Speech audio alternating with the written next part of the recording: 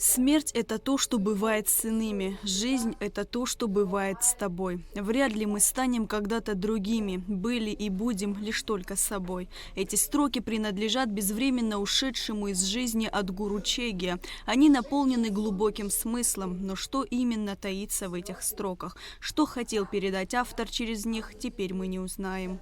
Пьяный гонитель, оглохшие уши, трава и заборы.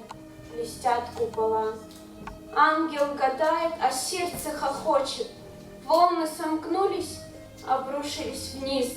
Адгур Викторович Чегия был послом по особым поручениям, советником первого класса. В разные годы занимал руководящие должности в Министерстве иностранных дел. Преподавал на кафедре истории и теории международных отношений АГУ. Был истинным патриотом своей родины.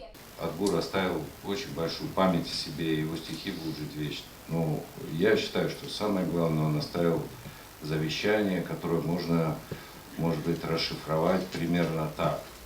Будьте внимательны друг к другу, смотрите, кто с вами рядом, любите друг друга, уважайте, будьте чуткими, цените друг друга, цените жизнь. Делайте все, чтобы люди рядом с вами, да, может, они стесняются, может, они не раскрыты. Помогайте друг другу.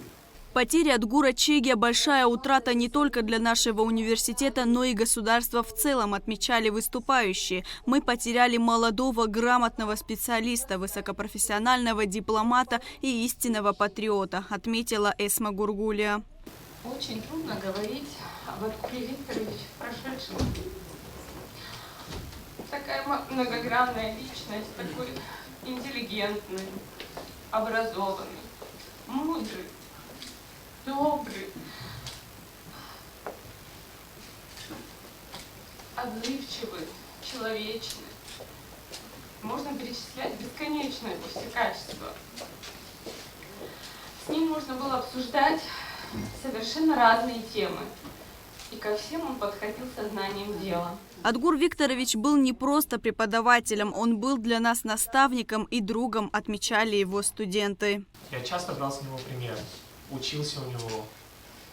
Каждая наша лекция приходилась с ним в обсуждении различных политических событий, что уже происходило там в мире.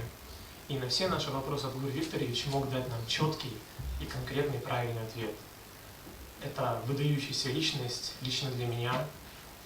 Я уверен, что все мои однокурсники, все мои друзья, которые знают Адгура Викторовича, они навсегда запомнят его как самого доброго, самого хорошего человека.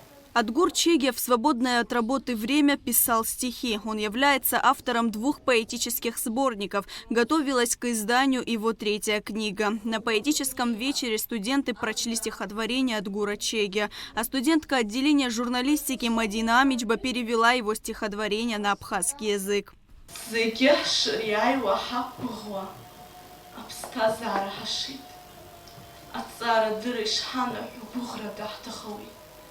Знахги амца и халхивай тахча. 14-летняя дочь Адгура Наала также прочла стихотворение отца, но присутствовать на мероприятии не смогла. Строки поэта прочла и его сестра Астанда. Долине укусающих миров судьба нам за ошибки платит дважды. На перекресток солнечных ветров мы попадаем только лишь однажды. Матерям. Великосветское сверкание, оставив бури суеты, бредут тропинкой мироздания и осознания пустоты.